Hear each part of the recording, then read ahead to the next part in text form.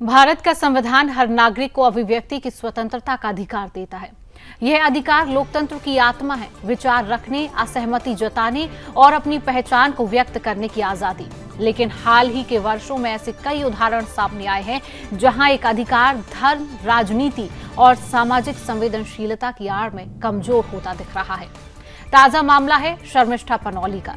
एक युवा हिंदू लड़की जिसने ऑपरेशन सिंदूर से जुड़े मुद्दे पर सोशल मीडिया पर अपने विचार रखे। विचार रखने के इस अधिकार का परिणाम इतना कठोर निकला कि माफी मांगने और पोस्ट हटाने के बावजूद उसे इस तरह से गिरफ्तार किया गया मानो उसने कोई गंभीर अपराध या आतंकवादी कृत्य किया हो। वहीं दूसरी तरफ इस मामले में जिस व्यक्ति ने शर्मिष्ठा पनौली के खिलाफ एफआईआर करवाई, जिस पर ममता सरकार ने तुरंत गिरफ्तारी की, अब आपको उस व्यक्ति के बारे में हम बताते हैं। ये व्यक्ति उस संगठन का सक्रिय सदस्य बताया जाता है।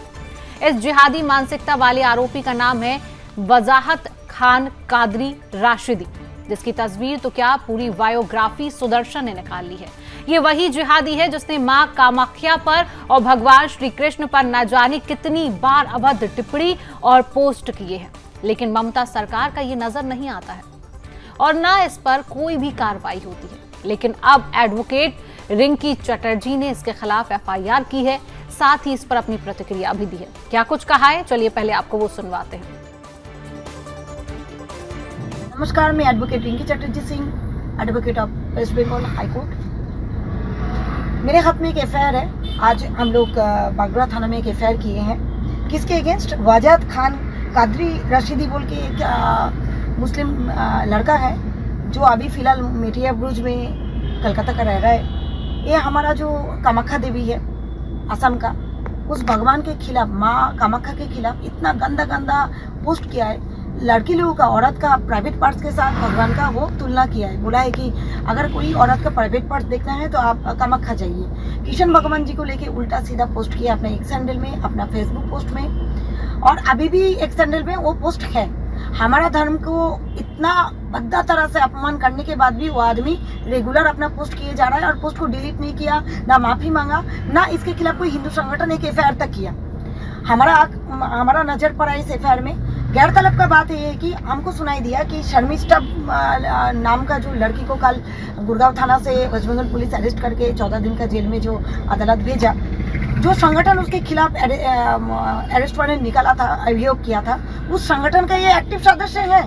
मतलब शर्मिष्ठा के खिलाफ अभियोग कर सकता है और उसको हक है। और उसको ये भी हक है कि हमारा हिंदू धर्म का देवी देवता को अपमान करे, हमारा हिंदू बिलीफ्स के ऊपर भद्दा मंतव्य करे, कटूक्ति करे, कमेंट्स करे, पोस्ट करे, सोशल मीडिया प्लेटफॉर्म में हमारा जो भावना है, हमारा देव देवी को लेके अपमानजनक शब्द लिखे, उसका फोटो का मिमिक्री करे, उसके बारे में गंदा गंदा पोस्ट करे, गंदा गंदा मंतव्य करे, गंदा गंदा कमेंट्स करे, वो ऑफेंस नहीं है। लेकिन हम आपको बोल रहे हैं, एज ए आईएनजीबी भी बोल रहे हैं, एज एन एडवोकेट भी बोल रहा है, एक हिंदी बिलीवर्स होके भी बोल रहे हैं, ये सरासर एक ऑफेंस है। 295A सीआरपीसी धारा, जो अभी 495 हुआ है बीएनएसएस में, इस धारा में ये जमीन अयोग्य धारा है। जो ये रशीद कादरी जो किया है, ये बहुत बड़ा गलती किया है, बहुत बड़ा ऑफेंस किया है। इसके चलते हम लोग आज बागरा थाना में एक एफआईआर किए। हमारा पश्चिम बंगाल में हर जगह से एफआईआर होगा। अब तक सुने हैं 4-5 एफआईआर हो चुका है। हम थाना में बड़े बाबू को रिक्वेस्ट किए कि आप कुछ इनिशिएटिव स्टेप लीजिए, इसको जल्द से जल्द अरेस्ट कीजिए। अगर नहीं करते तो हम लोग कमिश्नर जाएंगे, वहाँ भी अगर हम लोगों को सही जो जजमेंट है वो नहीं मिलता है, इसको अरेस्ट नहीं किया जाता है, तो हम लोग कोर्ट का दरवाजा ठकठकाएंगे। अगर कोर्ट से भी हम लोग मायूस होते हैं तो हम लोग अनशन में बैठेंगे, लेकिन इसको हम लोग जेल पहुंचा के छोड़ेंगे, क्योंकि हमारा हक है।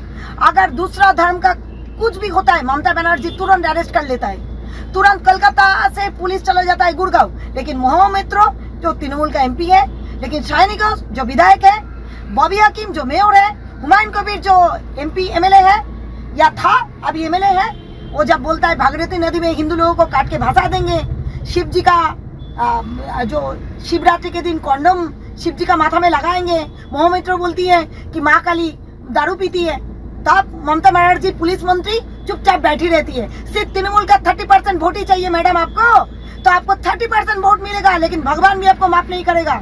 सबका दिन आता है, आपका भी एक दिन आएगा। हिंदू लोगों को रेगुलर अपमान करते करते आप जो जगह पे पहुंच गए हैं, एक दिन आप खुद को क्वेश्चन करेंगे, आप कहा हमारा हिंदू धर्म को लेके गए।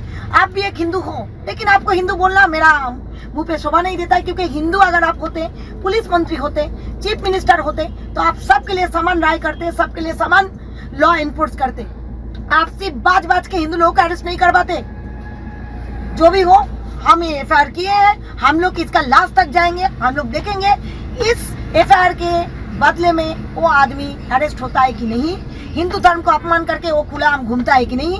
अगर ऐसा ही होता है, जो शाहिनी घोष के साथ हुआ है, जो महुआ मित्र के साथ हुआ है, जो बॉबी हाकिम के साथ हुआ है, मालदा मुर्शिदाबाद में इतना सारा हिंदू जेनोसाइड होने के बाद भी खुल्ला जो लोग घूम रहा है, ममता बनर्जी चुपचाप थी, कोई स्टेप नहीं लिया, इसके साथ भी सेम होगा। तो हम लोग जितना भी हम लोग हिंदू धर्म को मानते हैं, जो लोग मेरे साथ होगा वो लोग आएगा, इसके खिलाफ अनशन में बैठेगा, इसके खिलाफ स्ट्रॉन्ग एक्शन लेगा, या प्रशासन को मजबूर कर देगा इसको अरेस्ट करने के लिए। धन्यवाद, अच्छे से रहिएगा सब।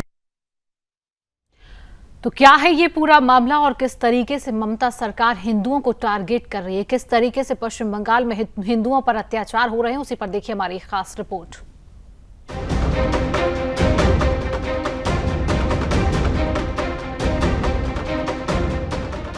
शर्मिष्ठा बनौली एक ऐसा नाम जो पिछले 24 घंटों से सोशल मीडिया में टॉप ट्रेंडिंग में है। पश्चिम बंगाल की पुलिस द्वारा की गई अन्याय और बर्बरतापूर्ण कार्रवाई पर लोग ममता सरकार और बंगाल पुलिस से लगातार सवाल पूछ रहे हैं और शर्मिष्ठा का समर्थन कर रहे हैं। शर्मिष्ठा के ऊपर की गई कार्रवाई से जहां फ्रीडम ऑफ स्पीच की दुहाई देने वालों की पोल खुली है, तो वहीं दोगले सेकुलरिज्म का दम भरने वाले वामपंथी भी चुप हैं, क्योंकि कार्रवाई एक हिंदू लड़की के खिलाफ हुई है।